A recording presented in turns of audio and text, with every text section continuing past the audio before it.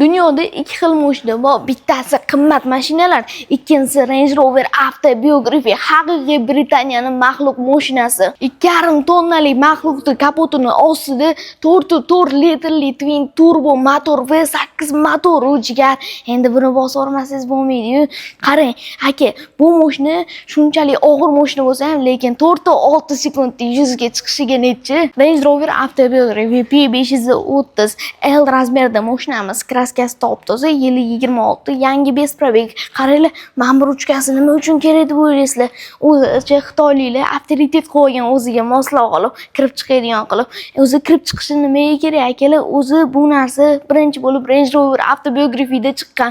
Endi bitta san'at asariga laykchani bosib qo'ying, men buni salonni ko'rsatib o'taman. O'zi bu mashinani boy akalarimiz haydaydi, baquvvat. Bunaqasiga qo'llarini qo'yib olishadi. Xitoy mashinalarida shunaqa bari kichkina bo'ladi, lekin bunda shunaqa kengaygan. Ilohim hammamizga shunaqa mashinalar nasib qilsin. Bitta laykchani bosib qo'ying.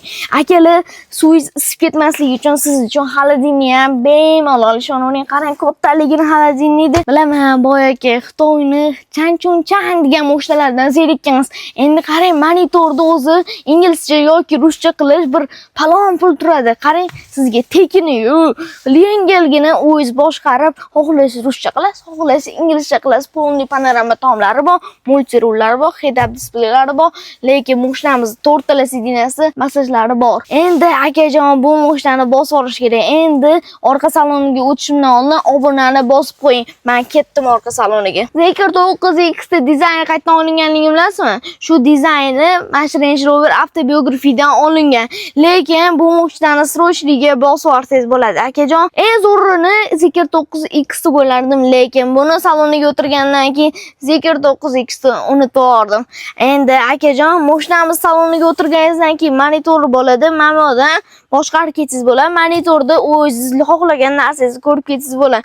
Xohlasangiz pardalar tushirib chiqaverasiz. Meridian akustika sistema. Mashinamiz ichida 35 ta dinamikasi bor. Orqalarida detskiy sidinasi ham bor va buni bagajlari juda katta bo'ladi. Yaqindagina Dubayga borib keldim va Range Rover Autobiography mashinalar 26-yil shunaqa trend bo'libdi. O'tgan yili Cadillac bilan Geely bo'lgan bo'lsa, bu yili Range Rover Autobiography.